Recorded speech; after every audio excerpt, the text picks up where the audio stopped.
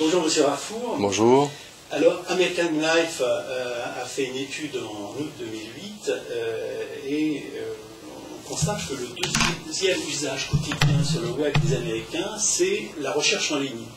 Alors, qu'est-ce que ça vous inspire? Est-ce que c'est pas la mort, le déclin des sites marchands, parce qu'on attendait que le client vienne sur les sites, maintenant c'est l'information qui vient à l'internaute? Que vous inspire ce résultat d'étude? Bon, c'est pas la mort des sites marchands, parce que on voit, nous, dans nos études, qu'à proposition égale, les e-touristes, par exemple, préfèrent des marques.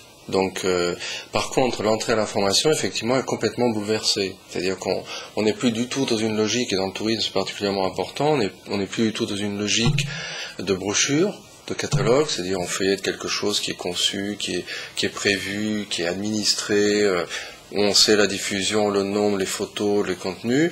On est dans une logique complètement différente qui est celle du mot-clé, qui est celle de l'accès thématique, qui est celle de l'accès très spécifique par mot, et du coup, effectivement, ça change complètement les choses, parce qu'on n'est plus du tout, en fait, dans un système qui est prédictif, mais dans un domaine qui est expérientiel.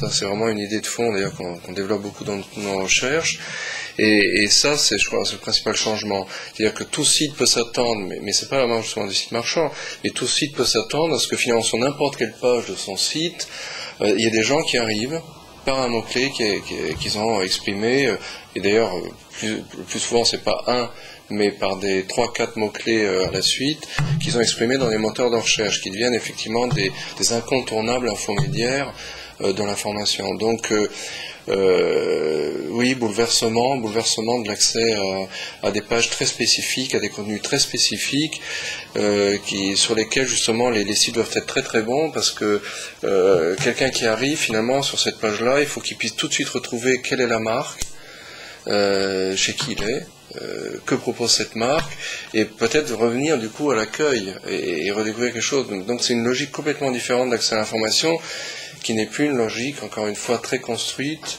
hiérarchique, mais qui est une logique par l'idée, par le mot.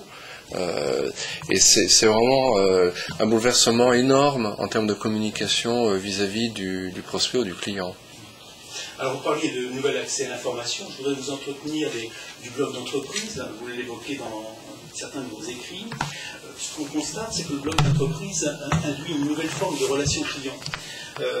Qu'est-ce que ça vous inspire dans la relation que va avoir un tour opérateur, un agent de voyage, vis-à-vis de ses internautes, à utiliser un blog d'entreprise? Si vous voulez, finalement, on sort encore une fois, là aussi, d'une communication qui est prévue, prédictive, à une communication de l'ouverture. Donc c'est aussi très important le changement, parce que, et d'ailleurs, tous les services finalement d'une entreprise se retrouvent concernés. C'est le suivi client, c'est l'administratif, c'est le service facturation, c'est celui qui s'occupe d'habitude des litiges, du SAV. Tout le monde se retrouve face au client, alors qu'avant c'est très structuré par des petites entités. Donc ça déjà, je crois que c'est un bouleversement très important. Qui est celui que finalement tout le monde doit se sentir concerné par un client qui va dire quelque chose en ligne, qui va déposer un avis, un commentaire, qui va contribuer, qui va d'ailleurs le diffuser en dehors même de l'entreprise. Donc c'est vraiment de ce point de vue-là un très grand changement en termes de gestion de la communication, puisque finalement elle est ascendante, descendante, pluridisciplinaire par rapport à toutes les fonctions, et puis surtout une possibilité de diffusion de la part du client, du prospect vis-à-vis d'autres, avec des échanges d'avis. Donc c'est d'abord quelque chose que l'entreprise doit suivre de très près. Deuxième chose, c'est quelque chose qu'elle doit alimenter, parce que alimenter, modérer, pérenniser, contrôler dans le bon sens du terme, hein, c'est pas. Mais effectivement, être très attentive à tout ce qui se fait, se dit en ligne, parce que maintenant ça circule comme ça, et puis on ne reviendra pas en arrière. Il n'y a pas de contrôle en soi de l'internet, mais donc c'est quelque chose qu'il faut suivre à porter du grain à moudre. Et puis que ce soit qualitatif avec des vrais contenus, parce que se faire plaisir, très souvent on voit démarrer des blogs, il y a un feu de paille, et puis voilà, après ça se délite. Or il vaut mieux rien faire du tout que de ne pas le suivre, de ne pas l'entretenir. Et la notion de modération, c'est pas forcément quelque chose de péjoratif, c'est bien au contraire, c'est une notion de valeur ajoutée, c'est de construire par exemple une thématique, c'est de construire un vrai dialogue autour d'un sujet, et le suivre et ne pas se focaliser à un moment donné sur quelque chose et puis finalement après...